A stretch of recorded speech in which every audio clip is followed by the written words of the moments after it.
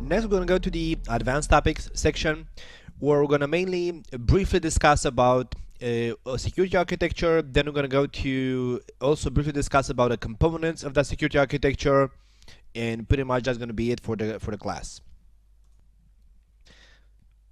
So without the let's leave aside the security part, just architecture and design principles. Now, a successful and secure network architecture is based on solid design theory and principles. So if you want to be able to actually properly secure a network, it first has to be designed properly to begin with. So then you can add security on top of that. In a properly designed network architecture, it brings in hierarchy and modularity, resilience and flexibility, regulatory compliance and operational cost reduction, and also brings the chance to be able to bring what is called defense in depth, which means to secure the network properly by doing defense in depth. Now, this thing in here, you're going to find let's say the Cisco's design guide for the enterprise campus. Although it's a let's say an annul document from 2008, I recommend you to read that document, so you're gonna have a better understanding of why it's good in general to design the network properly to make it modular and hierarchical. Like if we go in that URL, so let's go to hierarchy and flexibility, for example. So a hierarchical network, what it means is that you're gonna divide the network in such a way that it brings together the network to be hierarchical and modular. And to keep it simple, you can read in here what that means is that you're gonna divide your network into functional building blocks, and each block is gonna have its own scope, and that makes the network to be modular. You're going to have multiple blocks. You're going to segment your network into functional blocks not of data, into functional blocks. That brings modularity, which means that you're going to in the end have to connect those blocks, which means that's going to bring also hierarchy to your network design. And when the network is modular and it's hierarchical, it means that we can easier provide resiliency, which resiliency means that the network is going to have redundancy and fast recovery, and flexibility, meaning that we're going to be able to do changes in the network easier, because if the network is modular, it means that when you want to do any kind of changes in your network, let's say do an upgrade on a web service, then if the network was modular and that server was running only the web service, it means you're going to be able to upgrade when you upgrade that server, you only affect the web service. But if the network was not properly designed, and on a same device, on the same server, you have both, on the same physical or virtual server, you have both web services, FTP services, whatever, HTTP services, NTP services, whatever, and you have to do a change on the web service side, and you have to reboot the server, they're going to impact all other services because the server is going down.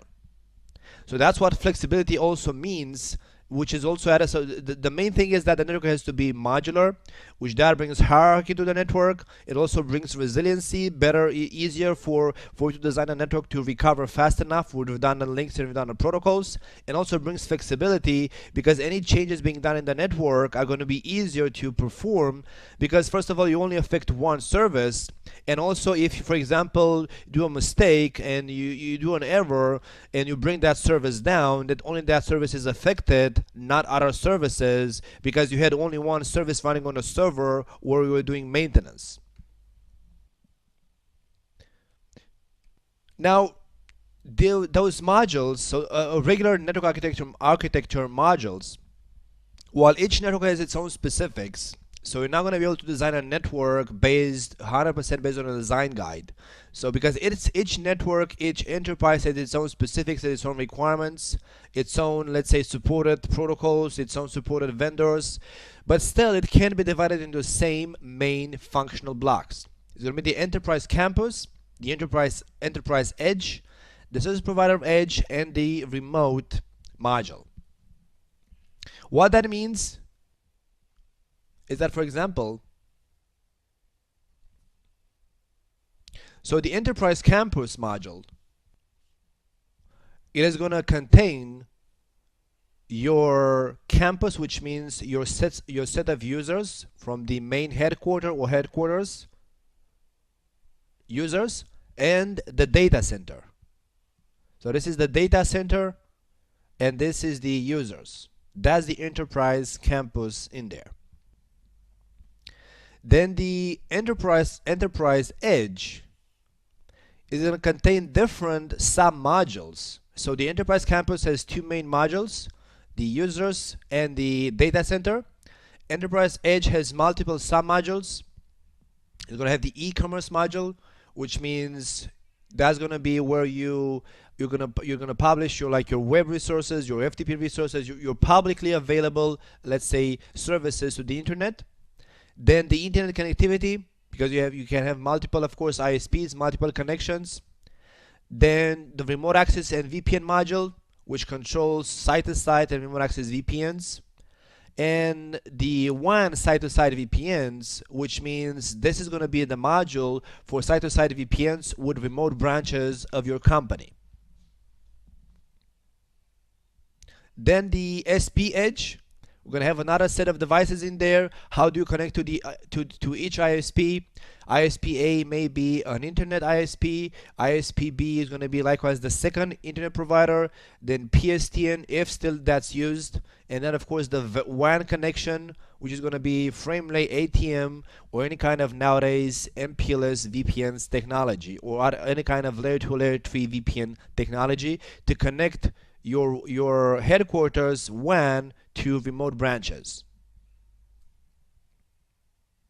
And the main remote module, which is going to be nothing else but your remote sites, enterprise branches, your remote users working from everywhere out on the internet or from their homes, and another data center, which you may have like redundant data centers in there, a remote, like a disaster recovery data center of your network. So this design in here brings, as I stated, a lot of this is a modular design. So you divide a network into blocks. It adds hierarchy because, for example, if you look in the enterprise campus module, you have 3 sub blocks in there. It's going to be the access layer, distribution layer, and campus core layer. And at each layer you provide different services. So it adds hierarchy, modularity, flexibility, because if you want to do a change, for example, if you're going to do a change on the internet module, you're not going to affect the e-commerce module. You're not going to have the e-commerce module or the remote access VPN module or the one site-to-site VPNs.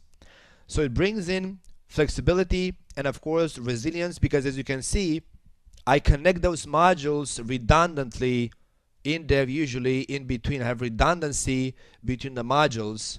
So if a link or technology fails, I'm going to fail over to a second link in there. And also going to see how this allows for defense in depth in a couple. So to properly secure a network, to begin with, you have to properly design the network from the routing switching point of view. Now let's speak about the defense in depth part. What defense in depth is exactly what the name states.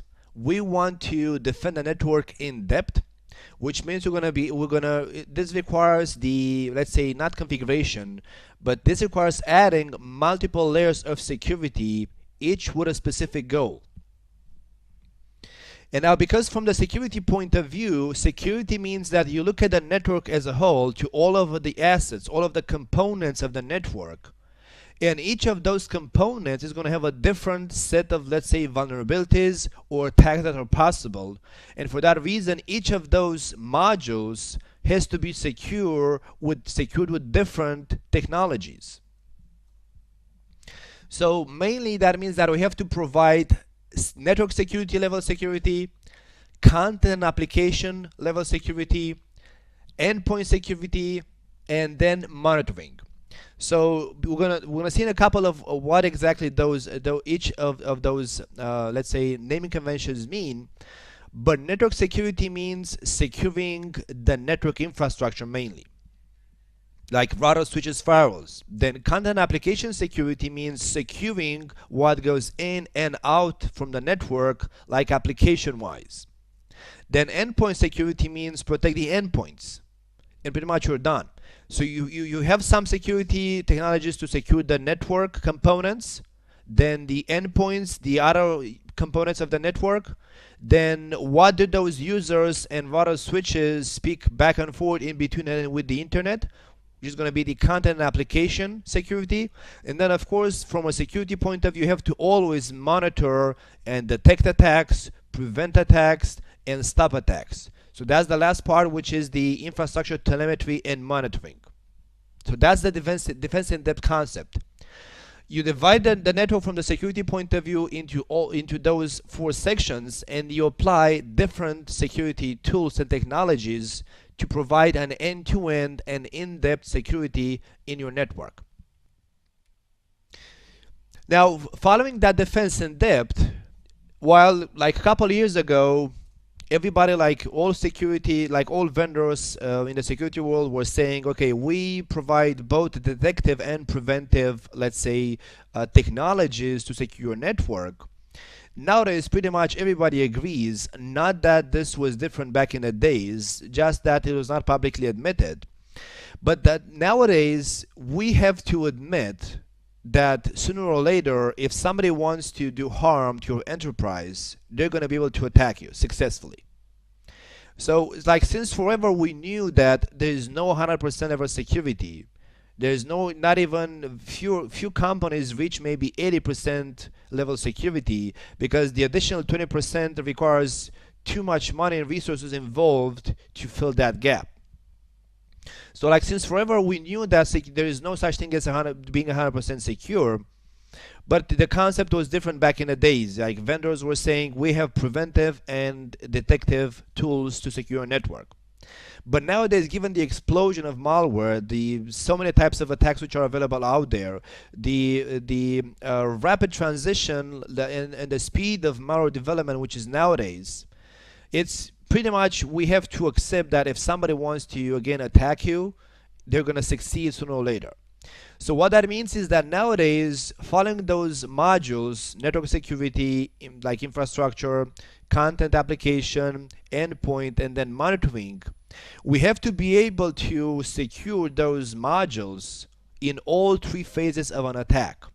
Because we have to admit that sooner or later we're going to be attacked. So nowadays it's also a challenge that once we got attacked, how fast we detect that, how fast we stop data from being leaked, how fast we stop the attack, and how fast we can fix with the damage that the attack has done.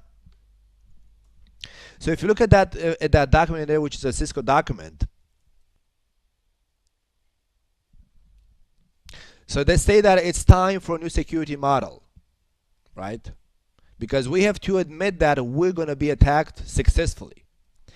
So what that means is that, and it's a very good read. I highly recommend you to read this document.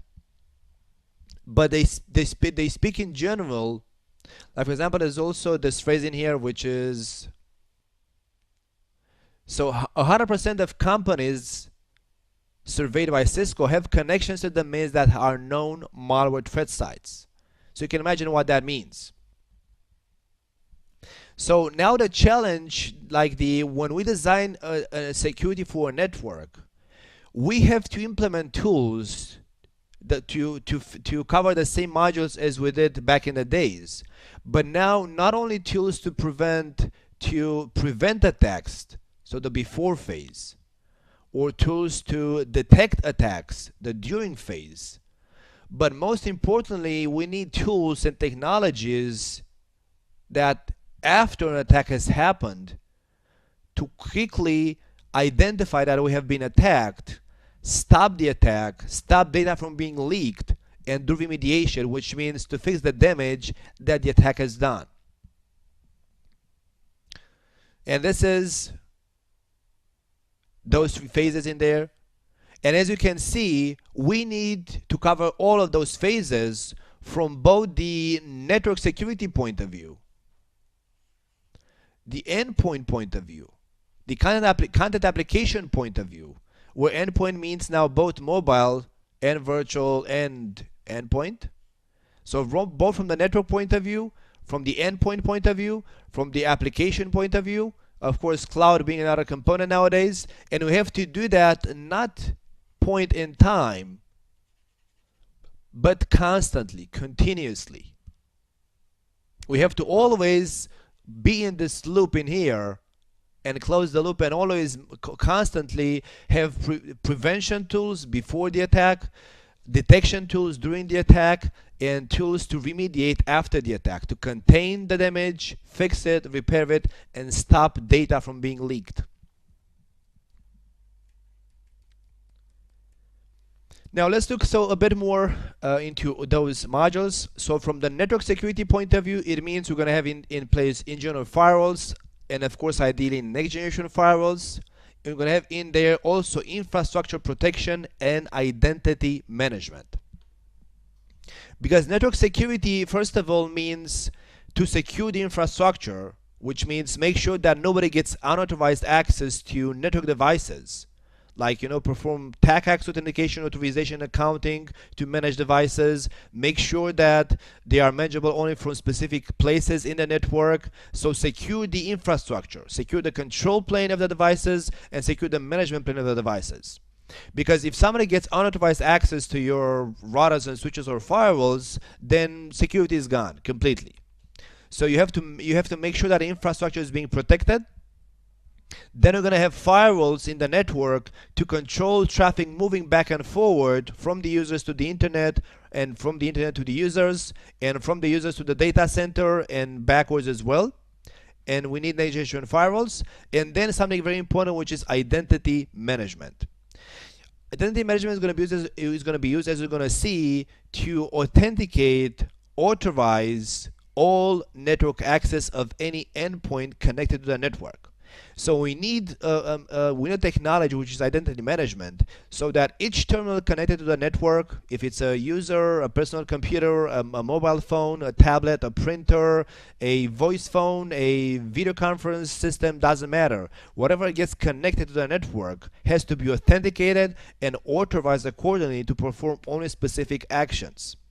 Because how can you secure what you don't see? You have to control what is allowed to be connected to the network and what they're allowed to perform in the network.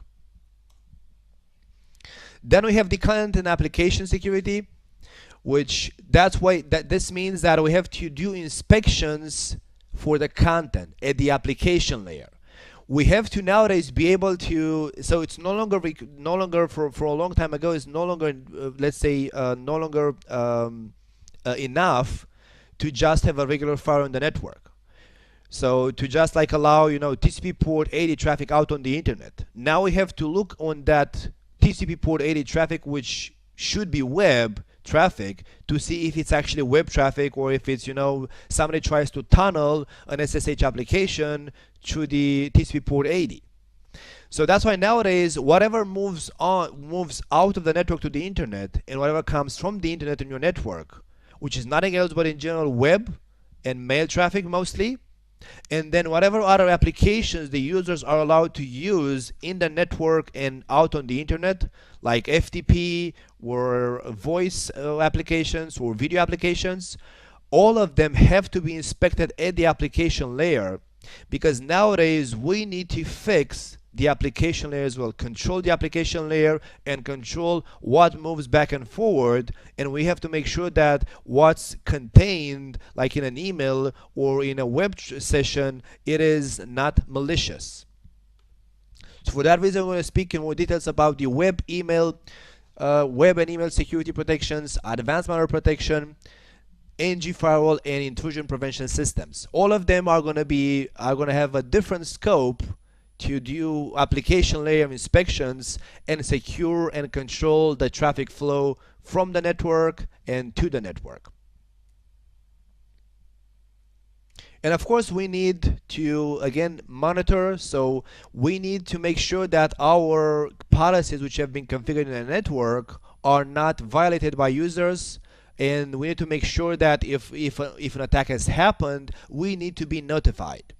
Which what that means is that we need to implement NTP services so that, for example, logging is being correctly, log messages, syslog messages are correctly being stamped with the date of the attack. So we're going to be able to do correlation between different phases of an attack. We need monitoring of SNMP version 3 ideally, which is more secure. Syslog, so a lot of logging of what happens in the network. And NetFlow to have deep, in-depth visibility of all traffic flowing in the network.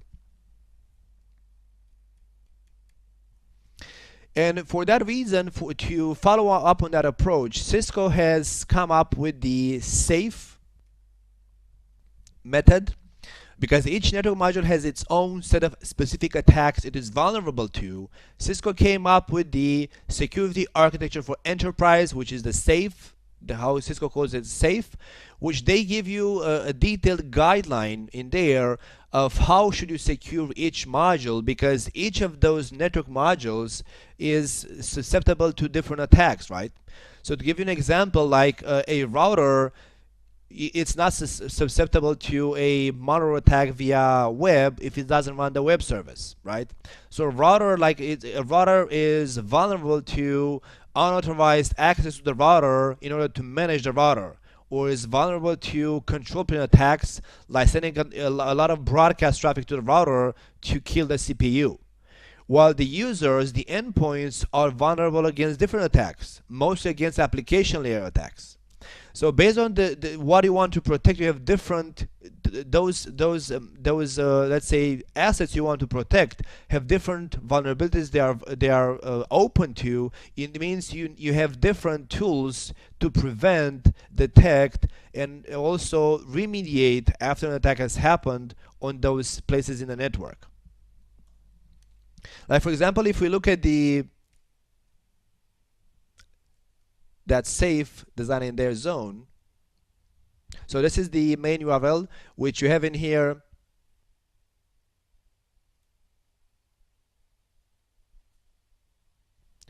a reference guide, and then so the reference guide, what are the challenges, and then the solution guide in there. You also have SAFE for medium enterprise networks and a lot of other documents in there. Not all of them are up to date, but it's still a good read to have a fundamental understanding of a good security design. Like if we go in the solutions overview in here, as you can see in the SAFE design, so to be able to secure a network, most important is designing the network properly. Because if the network is designed properly, we can do that defense in depth approach to each module, which is opened to different vulnerabilities. And then they touch base, of course, in here with key threats to each of those modules: data center, enterprise campus, enterprise edge, enterprise WAN edge, and so on. So it's a very good read. I highly recommend you to go to the document and read it. And I want to show you something else in here. Now, from a security point of view, so when you also want to design a network but also provide security, that module design is a bit changed. It's the same thing but it's differently outlined.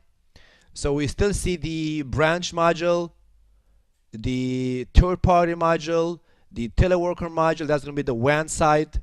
Then of course this would be the ISP edge module, internet and WAN. Then this is going to be like the campus and the data center, the enterprise campus part. And in here we're going to have the same WAN edge, extranet, internet, and e-commerce. So it's the same design in a different format. What's new from a security point of view, it is this management module. Because ideally you're going to have a specific place in the network, highly secured, that you use that module to manage the network. So ideally only from that specific place in the network you can SSH and manage your devices. Or all logging from all places of the network, all syslog messages should be sent from network devices to that module. Likewise, the NTP server should be in that module. The SNMP monitoring station should be in that module. So everything which is syslog or NTP or SNMP traffic should go to that module. Because you can imagine it's very challenging to if you don't have a dedicated, let's say, management module in your network, then how can you make sure that unauthorized users don't get access to manage devices, or they don't get access to change the NTP to bring in a spoofed NTP server in your network? So ideally you should have that module in there as well. So the design is the same as a regular design as we saw before in the enterprise campus section. We just have a new module for security reasons, the management module for that telemetry and monitoring. Constantly we have to monitor and get input from the network to see if our policies which were configured were enforced properly, or if there are any violations occurring, so we can instantly take action in there.